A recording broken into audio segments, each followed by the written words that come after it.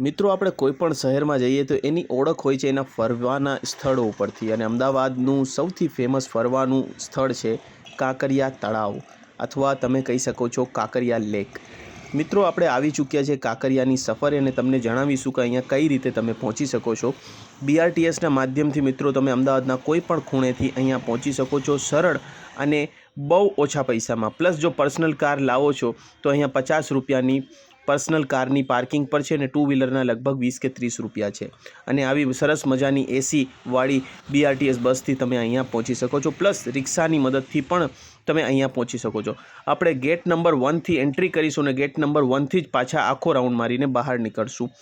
Entry મિત્રો 10 રૂપિયા હોય છે અને અંદર જતાની સાથે જ તમને આનું મુખ્ય આકર્ષણ જે છે એ તમને જોવા મળી રહ્યું છે એ છે ટોય ટ્રેન, જેને નામ આપવામાં આવ્યું છે અટલ टॉय ट्रेन। अटल बिहारी वाजपेयीजीना नाम पर आ ट्रेनનું નામ રાખવામાં આવ્યું છે। એની કંઈક ટિકિટ 35 રૂપિયા છે, જે 2.5 કિલોમીટરનું એક રાઉન્ડ તમને લગાવે છે અને આ તમને ગેટ નંબર 3ની પાસે લગભગ જોવા મળી જાય છે। હવે આપણે મિત્રો આગળ વધીશું। જેવું તમે ગેટ નંબર 1માંથી એન્ટ્રી લેશો એટલે તમને બટરફ્લાય પાર્ક જોવા મળશે। બટરફ્લાય પાર્કની ટિકિટ બાળકો માટે 5 રૂપિયા અને વયસ્ક માટે 10 રૂપિયા છે। આ તમારું પહેલો નજરાણો થશે અને સાથે સાથે તમને લેક તો જોવા મળશે, સાથે સાથે બેસવાની બહુ સારી એવી વ્યવસ્થા છે। એટલે જો તમે અમદાવાદમાં વન ડે પિકનિક કરવા ઈચ્છુક છો તો ગરમીને છોડીને કોઈ પણ મહિનામાં અહીંયા તમારે વન ડે પિકનિક કરી શકાય છે। ખાસ કરીને ગરમીના 2 મહિના મે અને જૂન, આ 2 મહિનામાં તમે આખો દિવસ અહીંયા સ્પેન્ડ નહીં કરી શકો। પણ આપણે આ વિડીયોમાં તમને હું ઝૂ પણ બતાવવાનો છું, તમને અહીંના એમ્યુઝમેન્ટ પાર્કના પણ દર્શન કરાવવાનો છું। બીજા વિડીયો વિસ્તાર વાઇઝથી આપણે બનાવેલા છે ઝૂના અથવા અમ્યુઝમેન્ટ પાર્કના, જેની લિંક ડિસ્ક્રિપ્શનમાં અથવા તમે મોર ઉપર ક્લિક કરશો એટલે મળી જશે। આ અટલ ટોય સ્ટેશન આવી ચૂક્યો છે, જ્યાં તમે બેસીને રાહ જોઈ શકો છો અને એનાથી આગળ જતાં ટોય ટ્રેનની આગળ જતાં તમને ખાણીપીણી માટેનું એક સ્ટોલ જોવા મળશે। પ્યોર વેજીટેરિયન અહીંયા ખાણીપીણી તમને મળી જાય છે। આઈસ્ક્રીમથી લઈને પિઝાથી લઈને ઢોસા અને દાબેલી અને વડાપાઉં અને પાઉંભાજી।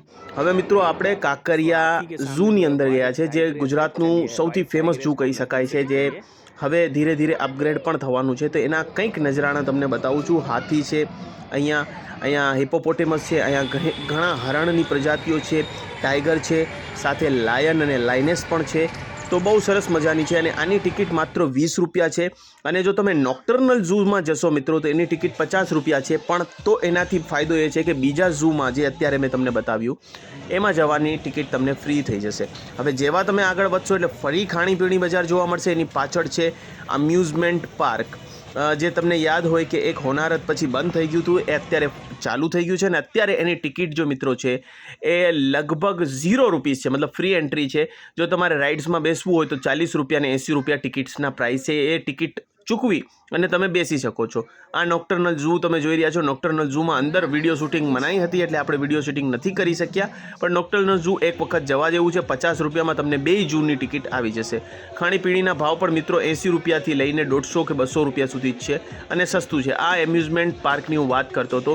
એનાથી આગળ જશો એટલે આમ્રપાલી ફન વર્લ્ડ પણ તમને જોવા મળે છે। એ બીજું અમ્યુઝમેન્ટ પાર્ક છે। એટલે કાંકરિયાની અંદર 2 ઝૂ અને 2 અમ્યુઝમેન્ટ પાર્ક આવેલા છે। તો હું તમને જરૂરથી કહીશ કે તમે અહીંયા આવો અને વન ડે પિકનિક કરો। ખાસ કરીને અહીંયા આવવાની બેસ્ટ સિઝન શિયાળો છે। શિયાળામાં ખાસ કરીને તમે ડિસેમ્બર, જાન્યુઆરી અને ફેબ્રુઆરી 3 મહિનામાં તમારે આખો દિવસ તમે અહીંયા રોકાઈ શકશો। અને બીજી મિત્રો વાત કરું, વરસાદમાં જો અહીંયા વરસાદ એટલો બધો પડતો નથી, એ ટાઈમ પણ આવવાની મજા પડી શકે છે તમને। અને આ નોક્ટર્નલ ઝૂના કંઈક તમને હું દ્રશ્યો બતાવું છું જ્યાં ફિલ્મ શૂટિંગ કરવાની પરવાનગી હતી। એટલે આ બધી વસ્તુઓ જે અત્યારે તમે જોઈ રહ્યા છો પૂતળા તરીકે, એ અંદર જોવા મળી હતી। ચાલો ફ્લાઇંગ ફોક્સ જોઈ લઈએ। આ છે ફ્લાઇંગ ફોક્સ, જે બહારની તરફ મૂકેલા છે। એ પણ એક નિશાચર પ્રાણી છે।